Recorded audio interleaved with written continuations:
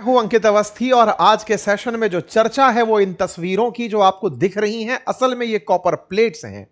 In copper plates पर बने हुए ये जो आप उभरे हुए उकेरे हुए चित्र देख रहे हैं, चिन्ह देख रहे हैं, ये तमिल भाषा में और संस्कृत भाषा में लिखे हुए लेख हैं। ये ताम्र प्लेट हैं जिन्हें भारत नीदरलैंड से लेकर आया है। 1000 साल पुराने इतिहास के प्रमाण हैं। सवाल बड़ा है कि नीदरलैंड कर क्या रहे थे, लाए कौन? तो सवाल है कि भारत के प्रधानमंत्री फिलहाल 5 दिवसीय 5 देशों की यात्रा में हैं और उसमें से एक नीदरलैंड की यात्रा भी थी।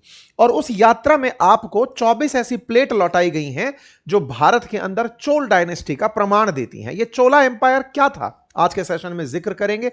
क्यों भारत को समुद्री ताकत होने का एहसास ये चोला एम्पायर कराता है, और आज भारत जब ये सोचकर गौरवान्वित होता है कि हम भी कभी महान थे, तो उसमें चोला एम्पायर का क्या योगदान है, आज के सेशन में जानेंगे।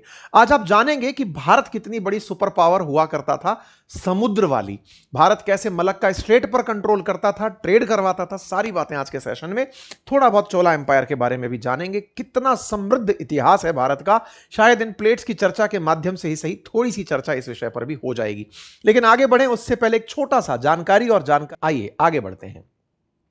चर्चा कर रहे हैं साथियों आज के सेशन में। हाँ, एक और जानकारी मैं आपको दे दूं, और वो जानकारी ये कि फिलहाल ये जो आप वीडियो का फ्रेम देख रहे हैं, इसमें हमने ना एक डिस्कशन किया है कि क्या भारत के अंदर कोई मैसिव क्राइसिस आने वाला है। जिस तरह से पेट्रोल डीजल की प्राइसेस बढ़ी हैं, जिस तरह से हाल ही के माहौल बने हैं, उस पर हमने एक जानकारी भरा सेशन किया है, पैनल डिस्कशन किया है। अंकित इंस्पायर इंडिया पर डला हुआ है, आप जाकर उसे देखें और समझें कि अर्थव्यवस्था में क्या सिचुएशंस बन रही हैं। ठीक है, चलिए।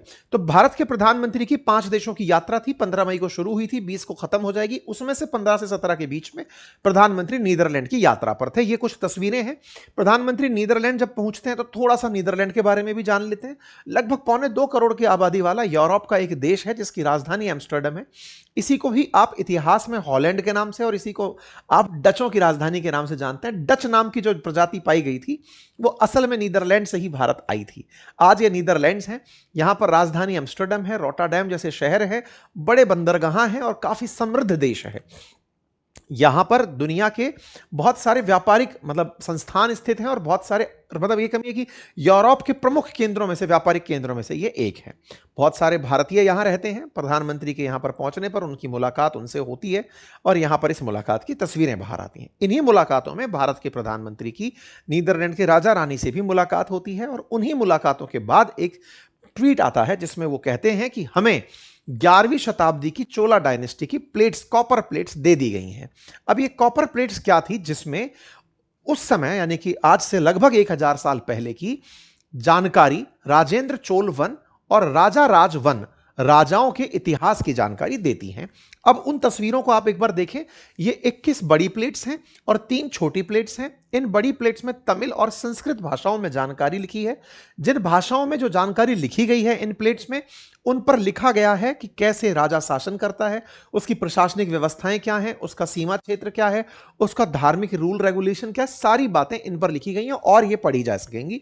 इनको इसी तरह से लाया जा रहा है। सवाल बड़ा है, ये आफ्टर ऑल नीदरलैंड पहुंची कैसे थी? तो ऑब्वियस ही बात है कि जब Dutch East India company Bharat आई थी तो कहीं तो शासन रहा होगा। तो नागपट्टिनम नामक क्षेत्र पर इनका कंट्रोल रहा था। वहां पर जब ये लोग आए थे तो यहां से उस समय पर इन पट्टिकाओं को अपने साथ लेकर चले गए थे। तब चोला डायनेस्टी थी नहीं, ये अपने साथ में राज करने आए थे तो यहां से चीजें लेकर के चले गए थे। इनको वहां ले जाकर लैडन यूनिवर्सिटी के अंदर रखा गया था, तो उसी के चलते इन्हें लैडन प्लेट्स के नाम से भी जाना जाता है। इन प्लेट्स का ओरिजिन दक्षिण भारत के अंदर अनयमंगलम नामक जगह से था, इसलिए इन्हें अनयमंगलम कॉपर प्लेट के नाम से भी जाना जाता है। इन पट्टिकाओं के अंदर लिखा क्या था? तो उस समय के चोल राजाओं की रीति रिवाज, प्रथाएं, किस तरह से वो टैक्स छूट को लेकर के नियम बनाते थे। कुछ ऐसा समझिए कि इन्हीं प्लेट्स पर क्यों लिखा था, कागज नहीं होते थे क्या? लॉन्ग लास्टिंग चले, ताकि आने वाले समय में आने वाली पीढ़ियां इन नियमों को जान लें कि क्या चलता है। ठीक है, जिस तरह से स्तंभ गाड़ दिए जाते थे, बिल्कुल वैसे ही पट्टिकाओं के ऊपर चीजें लिखी जाती थी। अच्छा, अब सवाल बनता है कि पट्टिकाओं पर जो चीजें लिखी जाती थी, इसका इतिहास कैसे रिलेट कर पाता है? चोल साम्राज्य क्या है? तो उसका एक आप फैमिली ट्री समझ लीजिए, एक क्रोनोलॉजी समझ लीजिए कि जो भारत के अंदर चोला साम्राज्य रहा, दक्षिण भारत के अंदर, उसके अंदर विजयलया नाम से एक राजा हुए थे आज से लगभग 1200 साल पहले। उनकी ही पीढ़ियां चलती हुई आई। तो उनमें से राजा राजवन, राजाओं के राजा यानी सम्राट, उस तरह से पहले राजा जो थे वो 985 से लेकर 1014 के बीच में रहे। ये सबसे ताकतवर राजाओं में से कहा जाता है चोल डायनेस्टी का सबसे समृद्ध काल, गोल्डन पीरियड यही था। उसके बाद राजेंद्र वन आए, जो कि मतलब इस डायनेस्टी के अंदर सेकंड बड़े ताकतवर राजा के रूप में कंसीडर किए गए। इन राजाओं का जो कालखंड था ये आज से 1000 साल पहले का था, लेकिन उस समय जो इनका प्रभाव क्षेत्र था वो आज के तमिलनाडु और उसके आसपास के क्षेत्रों से निकलते हुए, कलिंगा से होते हुए, ये जितने भी समुद्र के माध्यम से होते हुए रास्ते हैं, ये जो क्षेत्र आपको दिख रहे हैं, इंडोनेशिया, मलेशिया, थाईलैंड, इन सब क्षेत्रों तक इनका प्रभाव था। एक तरह से समझिए कि इनका जो इन्फ्लुएंस था ये मलक्का स्ट्रेट वाले रास्ते में था। फिर सवाल है कि ये यहां तक कैसे पहुंचे, तो साहब ये समुद्री रूट के माध्यम से ट्रेवल करते थे। हमारे लिए क्या इंपॉर्टेंट है कि हम उस समय पर भी नौसैनिक ताकत थे, हालांकि समय के साथ हमें यह भुला दिया गया। अंग्रेज जब आए तो हमें यह बताया गया कि आप लोग तो समुद्र में जाने से ही डरते हो, मत जाओ। मतलब बीच का एक दौर ऐसा आया अंग्रेजों से पहले भी, जब मिडाइवल एज में हमारे यहां आक्रांता आए तो उन्होंने भारतीयों में समुद्र का एक डर भर दिया। समुद्री यात्राएं नहीं होती थी, हम उसे अछूत मानने लगे थे।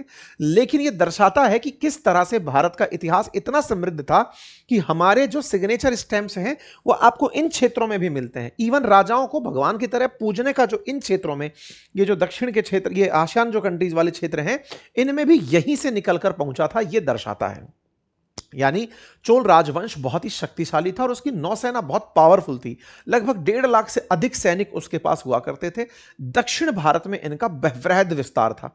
वास्तुकला की अगर बात करें, इनकी स्थापत्य कला की अगर बात करें, तो उस समय पर बने हुए टेंपल्स में, जिसका नाम बृहदेश्वर टेंपल है, जो मतलब आज भी मतलब लोगों के लिए बहुत ही अचंभे का कारण बनता है। अगर आप डिटेल में कभी इस टेंपल के बारे में जानेंगे तो आप मतलब आज भी दांतों तले उंगली चबाएंगे कि उस समय पर कोई ऐसी संरचना कैसे बना सकता है। इसके ऊपर रखा हुआ ये जो पत्थर है, जो 80 टन के आसपास के वजन का है, ये उस समय पहुंचा कैसे दिया गया होगा। यूनेस्को वर्ल्ड हेरिटेज में राजा राज वन के द्वारा यह टेंपल बनवाया गया था 1000 साल पहले। इस समय पर बने हुए इस टेंपल में इतनी ज्यादा जो कारीगरी है, जिस तरह का काम इसमें है, मोनोलिथिक तरीके पर यहां पर भगवान शिव के सामने नंदी की जो मूर्ति बनी हुई है, ये सब कैसे हो सकता था, ये स्थापत्य कला के अजूबे हैं। आज भी लोग जब इस पत्थर के बारे में सोचते हैं कि इतना ऊपर ये पत्थर कैसे पहुंचाया होगा, तो कयास लगाए जाते हैं कि इसके बगल में पहले कोई बहुत बड़ा स्लोप बनाया होगा, पत्थर पहुंचाए होंगे, क्रेन वगैरह होती नहीं होंगी, यानी कि बहुत सारी ऐसी चीजें। और तो और भगवान शिव का जो नटराज अवतार है वो भी यहीं पर काष्य धातु के ऊपर बनाई गई तस्वीरों में से एक था। तो कुल मिलाकर के चोल राजवंश जो था वो अपनी स्थापत्य कला के लिए, मूर्ति कला के लिए बहुत विख्यात था। राजा अपनी समृद्धि के परिचय के रूप में टेंपल्स का निर्माण करवाया करते थे। इसमें से केवल एक ही नहीं, मतलब आप रद्देश्वर है, राजराजेश्वर है, गंगई कोंड है, इस तरह के कई टेंपल्स हैं। और आज जब आप द्रविडियन आर्किटेक्ट की बात करते हैं तो उसको यहीं से रिलेट किया जाता है। उस समय के जो कॉइन्स थे वो कुछ इस प्रकार के दिखा करते थे, इंपीरियल सील इस प्रकार की दिखा करती थी। बृहदेश्वर टेंपल के अंदर राजा राज वन का भित्ति चित्र बना हुआ है, यानी कि राजा ने अपने आप को कि भाई टेंपल है तो हम भी हैं, इस तरह से हमारी पहचान बनी रहेगी। यानी राजाओं के अंदर लीगेसी को लेकर के थॉट हुआ करता था कि आगे आने वाली पीढ़ी को हम क्या देकर जाएंगे। साम्राज्य है तो साम्राज्यों का जैसे पतन होता है, वो भी चोल साम्राज्य का भी हुआ होयसाल साम्राज्य से संघर्ष के बाद। चोल साम्राज्य की ताकत के प्रमुख कारणों में था कि इनका प्रशासन बहुत मजबूत था। दूसरे बड़े कानून में था कि ये कृषि और अर्थव्यवस्था पर बहुत जबरदस्त फोकस करते थे, समुद्री व्यापार करते थे और सेना को मजबूत रखते थे। यानी कि जो आज के समय में मजबूत चीजें मानी जाती हैं वो उस समय पर चोल साम्राज्य में थी। उसके बाद चोल साम्राज्य का जब होयसाल राजाओं के साथ संघर्ष हुआ तो दक्षिण के अंदर राजवंश होयसाल आ गए थे। आज इसका सिग्निफिकेंस क्यों है? क्योंकि आज के समय में जब भी आप समुद्री पावर की बात करते हैं तो आपको दुनिया के ऐसे देश, जैसे आज आप बात करते हैं कि अमेरिका सुपर पावर क्यों है, क्योंकि नेवल पावर है। ब्रिटेन ने दुनिया पर राज क्यों किया, क्योंकि नेवल पावर है।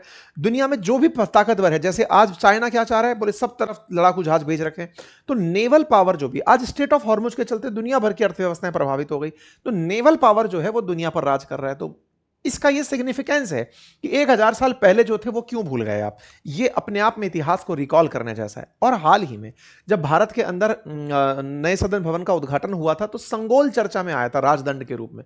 वो संगोल जो था ना, वो भी चोला डायनेस्टी का ही प्रतीक चिन्ह था जो आया था। इसको दर्शाते हुए कुछ फिल्में भी बनी हैं, जैसे कि एक पॉनीसेल्वम करके 1 है, पॉनीसेल्वम 2 करके जो फिल्में हैं, ये चोला साम्राज्य के ही इतिहास को दिखाती हुई दक्षिण की फिल्में हैं। ठीक है साहब, तो उम्मीद है कि आप इस बात को अब रिलेट कर पाए होंगे कि ये क्या कहानी है, इतिहास क्या है। चोला डायनेस्टी पढ़ने के लिए अगर आप यूपीएससी स्टेट पीसीएस की तैयारी करते हैं तो इसके लिए बहुत डिटेल समय चाहिए होता है पढ़ने के लिए। मैंने आपके अंदर एक क्यूरोसिटी पैदा कर दी है, डिटेल में आप खोज कर वीडियोस पढ़ लेना। लोगों ने बहुत सारे वीडियोस बना रखे हैं, हमने भी अपने कोर्सेज में ये सब चीजें पढ़ा रखी हैं। ठीक है, तो उम्मीद है कि आप लोगों को वर्तमान समय में प्रासंगिकता समझ में आई हो कि आपको जब इतिहास पता चलता है तो एटलीस्ट खुद का गौरव लौट कर आता है। जब कोई आपसे पूछता है कि दुनिया आप पर ट्रस्ट क्यों करे, तो आप कह पाते हो कि हम बहुत पुरानी विरासत हैं, 5000 साल पुराना तो जीवंत प्रमाण है हमारे पास, सिंधु घाटी सभ्यता से हम चले आ रहे हैं, हमारे वो प्रमाणित तरीके से उपलब्ध है कि हम कितनी पुरानी सिविलाइजेशन है।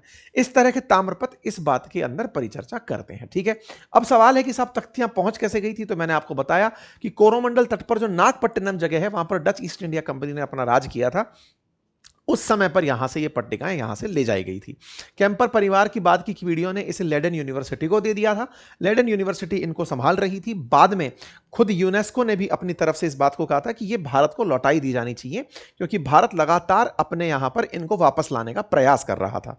फाइनली भारत के डिप्लोमेटिक प्रयास काम आए और आज हमारे पास में ये पट्टिकाएं वापस लौटकर आ रही हैं। चर्चा है कि जब लौटकर आ रही हैं तो फिर तमिलनाडु जाएंगी, क्योंकि आज तमिलनाडु में ये सारी जगह हैं। तो तमिलनाडु में क्या रिएक्शन आया? विजय का फिलहाल कोई ऐसा रिएक्शन आया नहीं है। डीएमके की तरफ से कहा गया है कि इन पट्टिकाओं को हमें वापस दे दो, ये हमारा द्रविड़ इतिहास है जो हमें बताती हैं, देश की साझा विरासत है। साझा विरासत हम सबको गौरवान्वित करती हैं। आप और हम आज अपने देश के इस इतिहास से गौरवान्वित हैं, तो निश्चित ही नेशनल प्राइड और स्टेट प्राइड का विषय इसके अंदर बनकर आता है। आप इसे कैसे लेते हैं जरूर कमेंट बॉक्स में बताइएगा। चैनल पर नए हैं तो सब्सक्राइब कर लीजिए और बाकी क्लासेस ज्वाइन कर लीजिए। कल शाम 5 बजे फिर मुलाकात होती है। धन्यवाद।